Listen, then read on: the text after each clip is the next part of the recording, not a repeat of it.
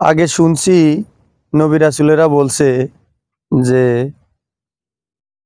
মরুভূমিতে সবুজ শ্যামল ফসল জন্মাবে, চাষাবাদ হবে। এখন মরুভূমিতে আইসা দেখি এই দেখেন পাথর, দেখেন পাথর, সব পাথর।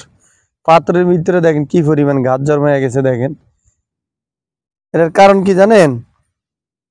এই মরুভূমিতে বৃষ্টি চলতেছে। এই বৃষ্টির কারণে দেখেন এই গাছগুলো আপনারা দেখলে মনে করবেন যে মানুষে সার দিছে। আপনার মনে হবে এগুলার ভিতরে মানুষে সার প্রয়োগ করছে। আসলে এটা কোনো সার দেওয়া হয় নাই।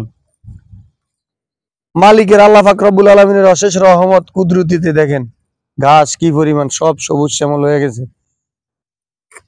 তো নবী রাসূলেরা যেটা বইলা গেছে, ওনারা বলছে যে কিয়ামতের আগ মুহূর্তে এরকম পরিস্থিতি হবে।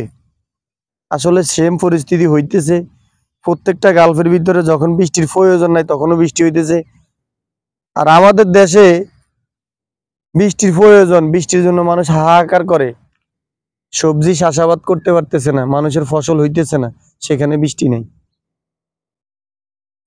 এর জন্য নবী রাসূলদের কথা আমরা মানতে হবে।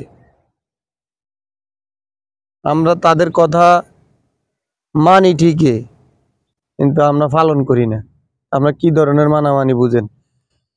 তো ঠিক আছে, সবাই ভালো থাকবেন। আর ভালো লাগলে পেজটা ফলো দিয়া পাশে থাকবেন। আল্লাহ হাফেজ।